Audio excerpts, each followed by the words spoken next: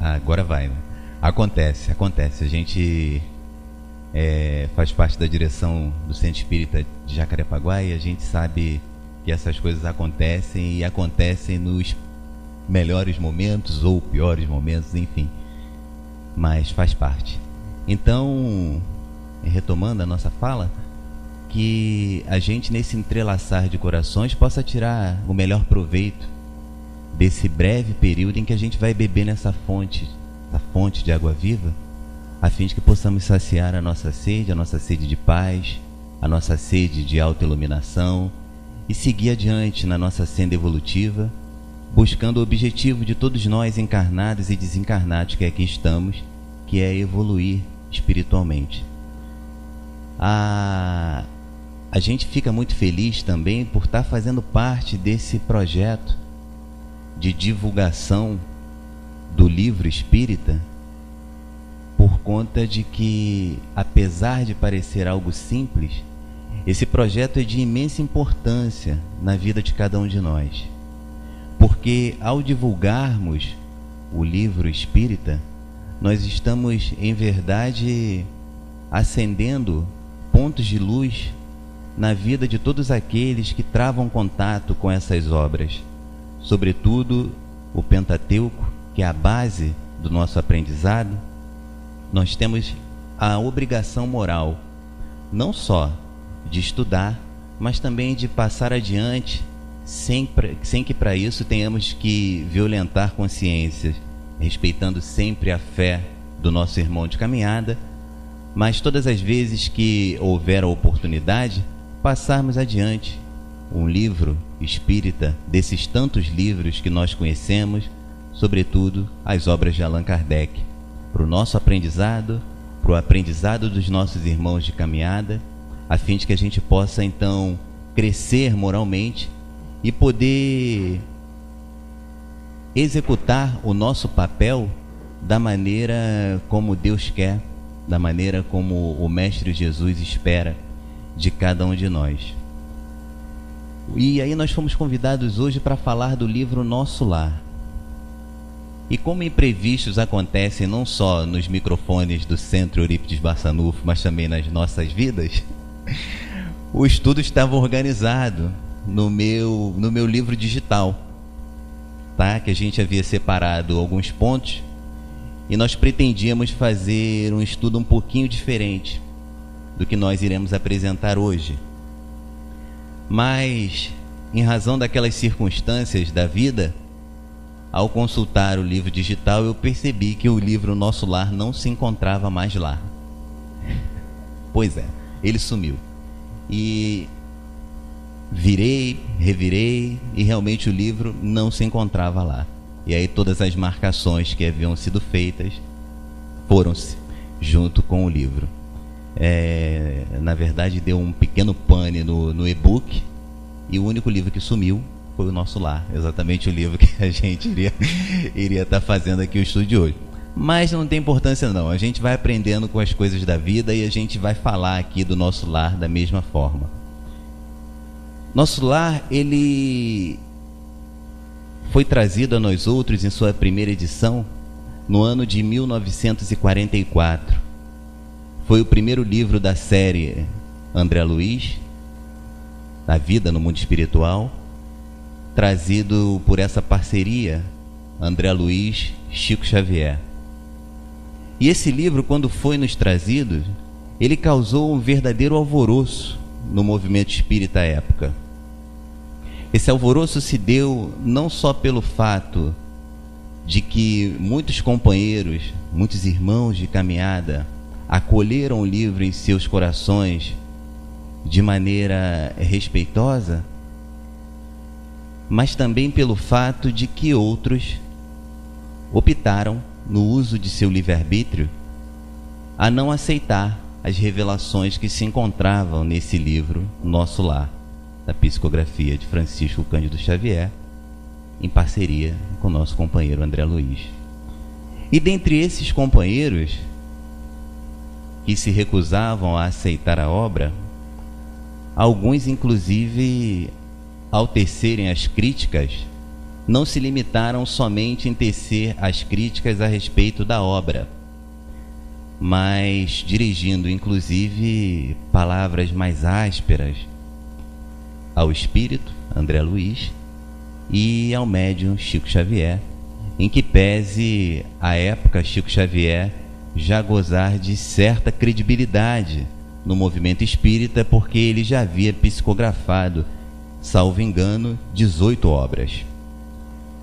Mas, como diz lá no livro de Eclesiastes, nada como tempo para curar determinadas chagas, nada como tempo para apaziguar os nossos corações, nada como tempo para trazer para a gente os esclarecimentos necessários, a fim de que a gente possa então perceber alguns equívocos ou perceber um mau entendimento acerca deste ou daquele assunto. Então o tempo fez com que muitos desses companheiros passassem a ver o livro Nosso Lar de uma forma diferente. Não só pela evolução das discussões acerca das obras espíritas, exclusivamente aqui falando do Pentateuco, porque o grande problema era a afirmativa de que algumas colocações ali de André Luiz não iam ao encontro, mas iam de encontro àquilo que os benfeitores espirituais haviam trazido e Kardec organizado. Mas o tempo fez com que parte desses companheiros percebessem que em verdade não era isso que ocorria. Mas não nos enganemos, porque ainda nos dias atuais, muitos companheiros, muitos irmãos espíritas não acolhem a obra de André Luiz por este ou outro motivo, enquanto outros companheiros acolhem somente parte da obra. E isso tudo, gente, está no nosso livre-arbítrio. O importante é que nós espíritas tenhamos pelo menos algo em comum: Kardec. Então, se o companheiro não aceita a obra de André Luiz, ou se aceita a obra de André Luiz, já, como se diz no vulgo, já são outros 500. O importante é a gente aceitar a base do edifício e, sobretudo, aceitar Jesus como modelo e guia e buscar não só discutir sobre aquilo que nós recebemos a título de conhecimento, mas praticar no nosso dia a dia aquilo que os benfeitores espirituais nos trouxeram e permanecem a nos trazer através das obras sérias que ainda surgem, não só mediúnicas, para nós no movimento espírita. E por que eu estou comentando sobre esse pequeno desentendimento à época da primeira edição da obra? Por conta de que o nosso intuito aqui hoje não é fazer uma defesa do livro Nosso Lar, nem tampouco fazer um resumo do livro Nosso Lar. Para aqueles que já leram, fica aqui a sugestão de reler. Para aqueles que não leram, fica aqui a sugestão de ler. E se não gosta de ler, pelo menos assista ao filme, porque a obra cinematográfica conseguiu retratar muito bem o livro, em que pese a gente saber que a leitura do livro é sempre mais rica, sempre mais detalhada, tendo em vista de ser impossível você retratar, reproduzir tudo aquilo que está no livro numa obra cinematográfica. Mas o filme foi muito bem feito e já dá para a gente pelo menos receber ali, ser instigado a buscar a obra e ler a obra. E aí o nosso objetivo não é nenhum desses dois que falamos, por conta de que, como dizem os espíritos no finalzinho da questão 841 do Livro dos Espíritos, a convicção não se impõe. Então, a partir do momento que Deus nos presenteia com o livre-arbítrio, nós podemos pensar dessa ou daquela maneira. O que não devemos fazer é violentar as consciências alheias. Por isso, o finalzinho da questão 841, de que a convicção não se impõe. E aí, o que a gente pensa em fazer hoje? Nós tomamos por opção a orientação que por muitos passou sem ser percebida, analisada, que é a palavra do Espírito Emmanuel na introdução do livro Nosso Lar. Lá na apresentação do livro Nosso Lar, no finalzinho da apresentação, o Emmanuel já vai dar o tom de tudo aquilo que nós iremos nos deparar com a leitura da obra. Emmanuel vai dizer no finalzinho da apresentação que nós precisamos sim de espiritualismo e espiritismo. No entanto, precisamos muito mais de espiritualidade. Isso é de suma importância, porque se nós conversarmos ou fizermos uma roda de conversa breve e começarmos a falar da obra Nosso Lar, que já tem aí longos anos sendo vendida, lida, relida, nós iremos perceber que para muitos companheiros de caminhada, o que mais marcou na leitura da obra foi o tão famoso umbral. Quando saiu o filme, então, você não ouvia... O que você achou do filme? Nossa, um umbral. E olha aí, em Jacarepaguá, hein? Filmaram lá. Cuidado. E só se falava no umbral. E só se fala no umbral quando se fala no livro Nosso Lar. A primeira coisa que vem à mente da pessoa e a pessoa fala é do tal do umbral. E eu não sei se é por medo ou se é por conta de que a gente tem uma quedinha de falar de coisa ruim. Eu tenho a ligeira impressão que é mais por esse segundo motivo. A gente tem uma quedinha de falar de coisa ruim. Só para abrir um parêntese, ontem conversando com um amigo, ele falou assim para mim: eu fiz uma experiência no meu Facebook. Eu fiz o seguinte: quando eu fazia alguma refeição em um restaurante que eu gostava da comida, eu postava lá e conversava também com os meus amigos sobre aquela comida que parecia comida caseira, o restaurante é limpinho, que valia muito a pena. E a reação dos amigos refletia a reação que ele via no Face. No Face não tinha nenhuma curtida. E a reação dos amigos era aquelas caras: mas hein, como a gente estava falando antes. No entanto, quando ele fazia alguma crítica a algum restaurante que ele foi, aquilo proliferava no Facebook. Eram centenas de curtidas. E os amigos ficavam ali meia hora, uma hora, falando das experiências ruins que passaram também em outros restaurantes. Isso comprova que a gente adora dar ibope a coisa ruim. E talvez por isso que nós lembremos de cara do tal do umbral, quando a gente fala de Nosso Lar, e não tenhamos percebido a colocação do Espírito Emmanuel no final da apresentação da obra. Espiritismo é importante, sim, mas nós, ao espiritismo e espiritualismo, necessitamos muito mais de espiritualidade. E é a partir daí que a gente quer conversar hoje sobre a obra. A gente quer trazer não as polêmicas, e sim aspectos morais da obra. Porque ao ler Nosso Lar, concorde você ou não, uma coisa é senso comum: as lições morais que a obra traz para cada um de nós. Se nós formarmos um grupo de estudo de Nosso Lar e lermos minuciosamente, vagarosamente, detalhadamente a obra, nós iremos ver ali um compêndio de moral, porque ali está refletindo lei divina. E é curioso que o Emmanuel, nessa mesma apresentação do livro, a fim de já rechaçar todo e qualquer tipo de polêmica e de discussões que pudesse desviar do verdadeiro objetivo da obra, que são as reflexões morais, o Emmanuel vai dizer lá, logo no início da apresentação, que não é objetivo do companheiro André Luiz trazer nenhuma novidade.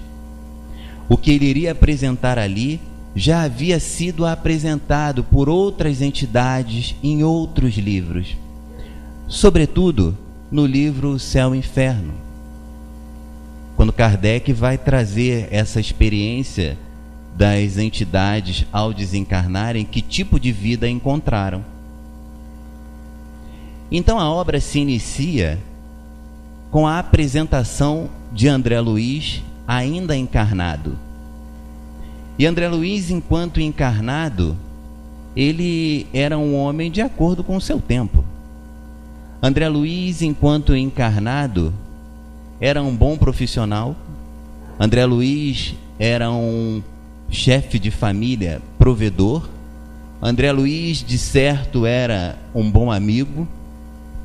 Então, se nós estivéssemos presentes no velório de André Luiz, à época, e fizéssemos ali no velório um mini censo, se nós fizéssemos no velório um mini censo e começássemos a indagar a cada uma daquelas pessoas que ali estivessem sobre o morto, certamente nós iríamos ouvir que era um bom homem, que era um homem cumpridor dos seus deveres, que era um bom chefe de família, que era um bom companheiro, que era um bom profissional.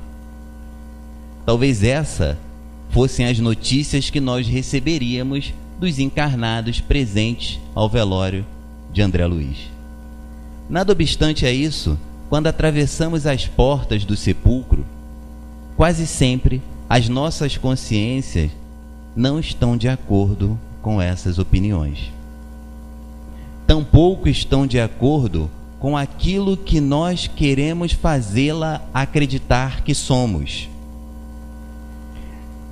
Quando somos obrigados a olhar no espelho da alma, a encarar de frente a nossa consciência, não há para onde corrermos. E aí, abro mais um parênteses, a gente vai recordar daquelas palavras do Cristo, cheia de sabedoria, e por isso são chamadas de palavras de vida eterna. E André Luiz repetiu-as nesse livro, nessa obra, com a própria experiência, quando Jesus diria: onde estiver o vosso coração, onde estiver o vosso tesouro, lá também estará o vosso coração. Não é isso? Todo mundo conhece essa passagem. E foi o que aconteceu com André Luiz. Porque ao ter que encarar a própria consciência, ele foi levado a despertar em regiões trevosas do plano espiritual mais próximo à crosta. Por conta de que os tesouros sustentados por André Luiz levaram eles exatamente àquelas zonas chamadas de zonas umbralinas. Porque tudo aquilo que ele sustentou, e ele também tem ocasião de comentar isso na obra, tudo aquilo que ele sustentou parecia sem sentido, ao passo que ele foi se iluminando. Ele vai fazendo durante toda a obra uma revisão da sua vida enquanto encarnado, e ele percebe e deixa a impressão de que tudo aquilo que ele havia vivenciado enquanto na armadura de carne havia sido uma grande perda de tempo, um desperdício de tempo. Ainda que aqueles que estivessem presentes ao seu velório tivessem falado coisas boas ao seu respeito. Mas a passagem pelas zonas umbralinas fizeram com que ele pudesse perceber que a nossa consciência não é possível que nós enganemos. É infantilidade acreditarmos que vamos conseguir enganar as nossas consciências. Por isso vigiai e orai. Por isso aquela indicação de Santo Agostinho na questão 919 de O Livro dos Espíritos, para que a gente, ao término do dia, passasse a limpo as nossas atitudes, as boas e as não tão boas. As boas nós tratássemos de fazer melhor, e aquelas que não fossem tão boas, que a gente procurasse torná-las boas. Então esse é o objetivo de cada um de nós. E André Luiz compreendeu isso a duras penas quando teve que passar aquele período nas regiões trevosas do mundo espiritual. E aí está a primeira lição que a gente recebe do Espírito André Luiz em parceria com Francisco Cândido Xavier nessa obra. E a lição que ele nos deixa é que a maneira como nós levarmos a nossa vida enquanto encarnados forçosamente irá refletir em nossa vida ao desencarnarmos. É preciso que tenhamos isso em mente, porque às vezes a gente passa toda uma encarnação guardando a certeza de que ao fecharmos os olhos no mundo material e ao abrirmos os olhos no mundo espiritual, tudo será diferente. Tudo será diferente. É uma nova vida. É uma nova vida que não guarda nenhuma simetria com aquela outra vida que eu tinha. Só que tem que não existe outra vida. É a mesma. É a mesma. Somente em fases distintas. Então nós iremos encontrar, após o desenlace, tudo aquilo com que nós nos sintonizávamos enquanto encarnados. Essa é a primeira lição. E como bem disse Emmanuel, não há nenhuma novidade nisso. Não há nenhuma novidade.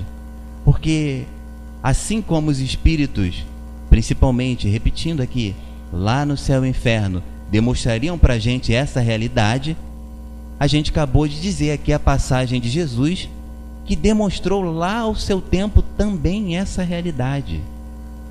E outros tantos livros sagrados também nos demonstrariam e demonstram essa realidade. Então o Espírito André Luiz vem retratando para a gente logo de cara, no primeiro capítulo do livro, a sua experiência para nos deixar essas lições. Nem sempre o olhar do vulgo, o olhar do povo, irá se refletir como realidade após o nosso desencarne. É preciso que cada um de nós, enquanto individualidades, analise as nossas atitudes cotidianas. É preciso que nós trabalhemos o que é essencial em nossa vida. Recordando a palavra do teólogo Teilhard de Chardin, quando ele diz que nós somos seres espirituais em uma viagem material, é importante que a gente reflita sobre essa realidade. É preciso e não é vedado a nós outros desfrutarmos dos prazeres da vida. Os benfeitores espirituais não fazem terrorismo espiritual. Muito pelo contrário. Lá no Evangelho está dizendo que a gente precisa viver conforme os nossos tempos. Mas qual é a diferença entre aqueles de nós que travamos contato com essa realidade espiritual e aqueles que não travaram esse contato ainda ou que ignoraram?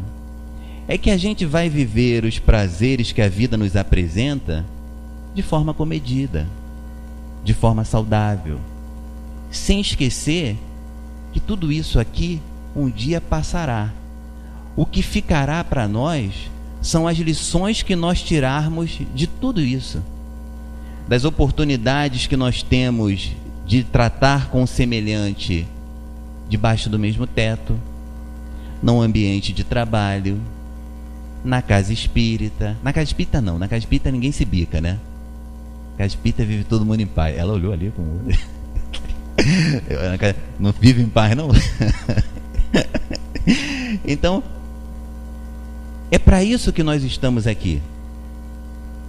para tirar dessas experiências o melhor aprendizado possível, a fim de que, ao desencarnarmos, tenhamos um despertar diferente de André Luiz. Tenhamos um despertar onde nós não precisemos passar por toda aquela situação de dor, aquela situação de sofrimento. E pelo que me parece, e aí já é uma opinião pessoal, que fique bem claro, eu creio que o objetivo central da obra Nosso Lar seja exatamente este: demonstrar para cada um de nós acerca da continuidade da vida e demonstrar para cada um de nós que, como diz o ditado popular, aquilo que a gente planta, a gente colhe.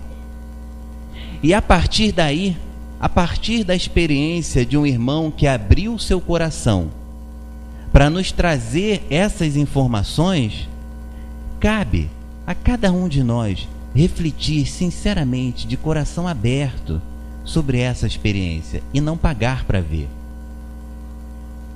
Cabe a cada um de nós refletir acerca da experiência de André Luiz, que é uma de tantas e tantas outras. Nós mesmos aqui já passamos por essa experiência pós-morte várias vezes, porque morremos e renascemos quantas vezes? Então André Luiz abre seu coração e traz isso para nós, para que a gente possa atender o chamado de João Batista e endireitar as nossas veredas. Ou então atender o chamado de Jesus e nos reconciliarmos com os nossos adversários, sejam eles externos, sejam eles internos. A partir daí, nós iremos estar preparando um panorama diferente daquele encontrado pelo espírito André Luiz quando desencarnou. E uma segunda lição que talvez ele venha nos mostrar, em cima disso que nós estamos comentando, é que a evolução não dá salto. A gente costuma repetir muito essa frase no meio espírita, mas acredito eu que a gente precise analisá-la com um pouco mais de cuidado, porque assim como a gente costuma destacar as regiões umbralinas, seja lá o livro que for, transição planetária, a gente só destaca o que está ali de ruim. A lição moral que traz, a gente deixa passar. Então, assim como a gente faz isso com as obras, a gente também faz no nosso dia a dia, e a gente também faz com as frases, que a gente por vezes repete, sem analisar as frases. E aí a gente pega essas frases e utiliza essas frases para justificar a nossa inércia em melhorar espiritualmente. Então eu tenho lá um parente problemático, um vizinho problemático, ou que pelo menos do meu ponto de vista seja problemático, porque a gente fala que o outro é problemático sem esquecer que nós também podemos ser para muita gente, né? Então a gente tem aquelas situações e a gente diz assim: bom, isso eu não resolvo agora, porque não adianta, não consigo. E eu não me abalo, porque como está lá, como os espíritos, a gente diz assim, como os espíritos disseram, a evolução não dá salto. Isso daí é para um Chico Xavier, isso daí é para um Eurípides, isso daí é para um Bezerra. E a gente começa a colocar ali os espíritos que a gente acha que isso daí é para eles. Só que tem um porém. Quem está vivenciando a situação não são eles, somos nós. Então, se somos nós, não é para eles, é para nós. E aí a gente fala que a evolução não dá salto, por isso a gente não tem condições de passar por aquela situação de uma maneira diferente daquela que nós apresentamos. Só que as páginas do Evangelho nos apresentam a história de Saulo, que virou Paulo. Até onde me consta, isso é um salto evolutivo, na mesma encarnação. Mas aí a gente vai falar: mas não, isso não vale. Paulo era vaso escolhido. Tá lá. Eu não sou vaso escolhido, eu sou vaso rachado. Colado com durex, nem super bond é. Então não vale essa comparação. Tá bom, e Maria Madalena? Como é que fica? Não está escrito em lugar nenhum que ela era vaso escolhido. Não foi um salto evolutivo na mesma encarnação? Não foi uma virada de jogo na mesma encarnação? E as páginas da história está cheio de exemplos. E se nós pararmos para pensar no nosso cotidiano, no nosso meio, no nosso raio ali de ação, existem outros exemplos anônimos que se transformaram por este ou por outro motivo. Então isso quer dizer que nesse aspecto moral a evolução dá saltos, sim. Basta que a gente queira. Onde a evolução não daria salto, talvez fosse no momento em que nós nos sentíssemos obrigados por nossas consciências a reparar aquilo que fizemos.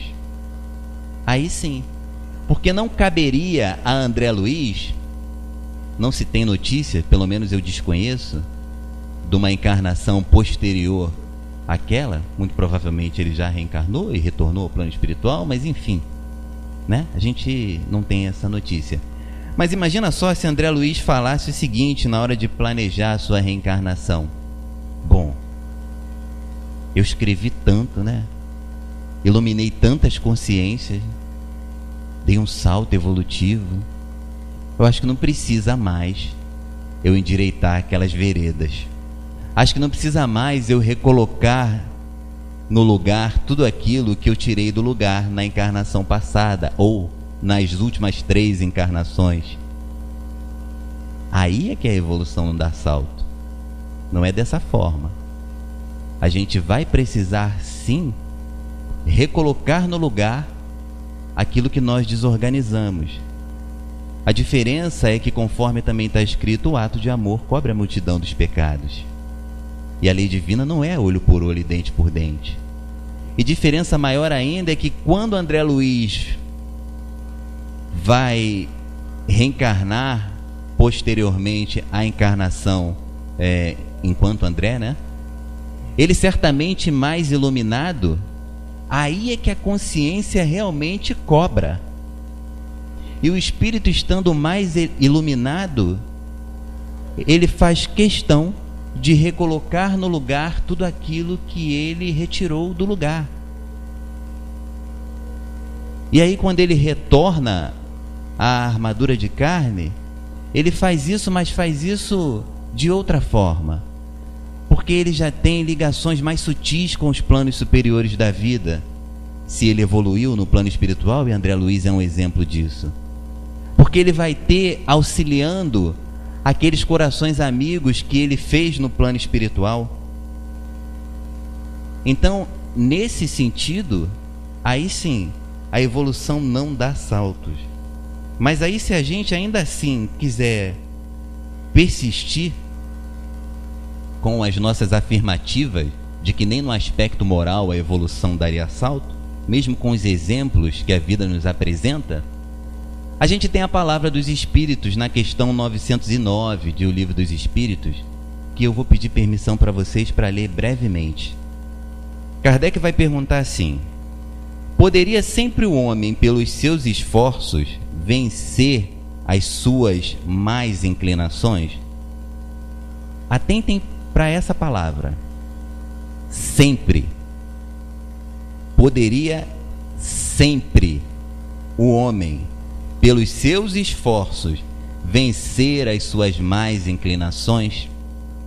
Daí respondem as entidades espirituais: sim, e frequentemente fazendo esforços muito insignificantes.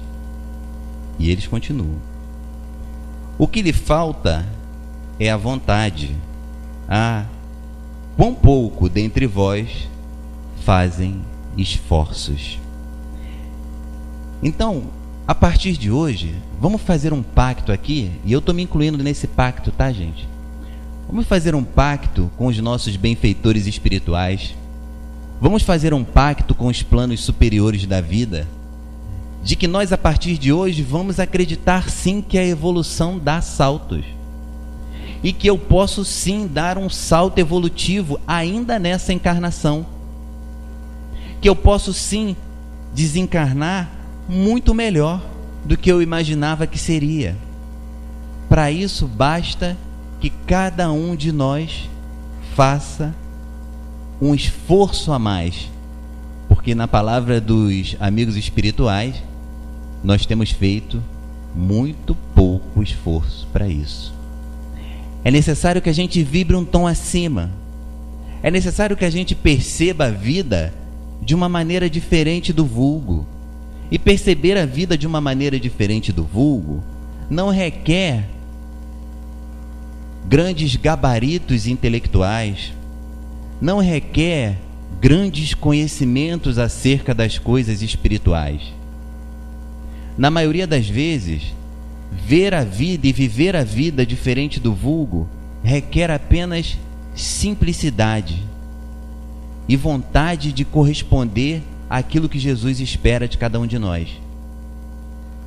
Então talvez o nosso salto evolutivo, ao contrário do que a gente imagine, está nas pequenas coisas da vida. Talvez o nosso salto evolutivo está numa opinião diferenciada que eu dou acerca daquilo que todo mundo tende a seguir por esse caminho. Por exemplo, como a gente falou, a questão das críticas acerca do restaurante que tem comida boa e do restaurante que tem comida ruim. A questão da compreensão, da tolerância, do entendimento para com aqueles que ombreiam conosco a caminhada evolutiva. Lembrando o conceito de caridade, conforme os Espíritos vieram trazer para a gente, como Jesus entende caridade. Então que a gente tenha benevolência, que a gente tenha indulgência e que a gente tenha o perdão em nossos corações. E isso é treino. Isso é treino. O que não pode é a gente achar que essas coisas são coisas de espírito superior, que não são para nós. É um erro grave achar isso. E é muito triste se nós só formos perceber isso quando já estivermos desencarnados. Porque outras oportunidades virão? Virão. Claro que virão. Mas os personagens podem ser diferentes. As situações podem ser diferentes. As ocasiões para evoluir, elas sempre virão. Mas por que não aproveitar agora? Por que deixar para depois? Percebe que se nós tivemos a oportunidade de recebermos no seio da humanidade o Consolador prometido, tudo isso que se encontra nessa obra não é para os espíritos superiores, ou melhor, também é, mas em um outro patamar. Mas é para nós. Porque se não fosse para nós, o Pai não teria permitido que chegasse até nós. Tenhamos a certeza de que aquilo que não é para nós, a espiritualidade superior não permite que seja revelado a nós outros.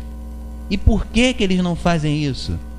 Porque eles sabem, eles têm a certeza de que ao invés de nós utilizarmos essas revelações para o nosso aperfeiçoamento moral, para o nosso crescimento espiritual, nós iremos fazer o que nós, infelizmente, adoramos fazer, que é polemizar em cima dessas revelações. Então, o que não é para ser revelado, o que não é para nós nesse exato momento, não nos chega. Agora, tudo isso que chegou até nós e que nós tivemos e estamos tendo a oportunidade de travar contato, é sim para influenciar de alguma forma em nossas vidas. Imaginem vocês, se o nosso companheiro André Luiz, que não teve nenhum contato com doutrina espírita, após desencarnar, após certo tempo no plano espiritual, em suas reflexões, chegava a conclusões tão agudas como aquela de que nós falamos no início da conversa, de que havia perdido muito tempo enquanto encarnado. Imaginem nós que travamos o contato, que temos a oportunidade de desfrutar de tudo isso. Imagina nós que temos as portas do Centro Espírita Eurípides Bassanufo abertas para todos nós. Estudarmos as obras básicas, estudarmos as obras de apoio, ouvirmos palestras, debatermos acerca deste ou daquele ponto. A gente não pode viver segundo o refrão da música. A gente não pode, ou pelo menos a gente não deve. Fica melhor. Poder a gente pode, é o livre-arbítrio. Mas a gente não deveria deixar que a vida nos levasse. É preferível que a gente resolva levar a nossa própria vida segundo os ensinamentos do Cristo, porque é Ele o modelo e guia. É preferível que a gente busque a cada instante fazer essa reflexão sugerida, proposta por Santo Agostinho, porque aí a gente vai ver o seguinte: nós vamos identificar todos os nossos defeitos, mas a gente vai ver que a gente já tem muita conquista. Nós somos espíritos milenares. Erramos muito? Sim. Tanto é que todos estamos aqui reencarnados em um mundo de expiações e provas. Mas a gente também angariou uma série de conquistas, uma série de virtudes, que basta que a gente queira exteriorizar. E a companheira falou uma coisa aqui muito interessante, seguindo a lição e complementando aqui o que a gente havia comentado. Talvez o nosso salto evolutivo esteja nas coisas mais singelas da vida. A palavra bendita pode nos levar a um salto evolutivo, assim como a palavra agressiva, áspera, que machuca o outro, que mata a consciência, pode nos levar a zonas umbralinas. Então é preciso que a gente compreenda isso. É preciso que a gente compreenda que também pode acarretar um salto evolutivo ouvir o outro, silenciar e ouvir o outro, porque infelizmente a tônica do dia a dia, a realidade do mundo em que nós estamos vivendo, infelizmente as pesquisas demonstram que as pessoas não se ouvem mais, só querem falar, falar, falar, falar e falar, e não ouve o outro. E grande parte das vezes, algumas discussões e desentendimentos necessariamente não deveriam acontecer, porque eu estou falando algo que ela também está dizendo. O problema é que ela não me escuta e nem eu a escuto.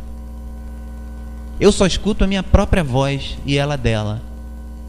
E daí sai cada um para um lado, de cara amarrada, e ficamos quanto tempo sem nos ver, sem nos falar, sem nos tocar. E o triste é que isso às vezes acontece debaixo do mesmo teto.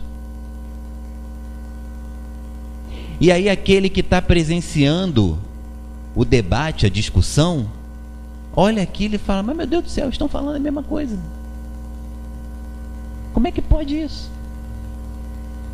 E aí, se você vai querer amenizar, ainda brigam com você. Não estava, ele estava falando outra coisa. E aí a gente percebe que realmente nós não estamos mais acostumados a ouvir o outro. A gente quer gritar. A gente quer os nossos direitos ou supostos direitos. Mas a gente não quer nem ouvir falar dos nossos deveres, sejam eles quais forem. Se forem os deveres morais, esse que passe longe.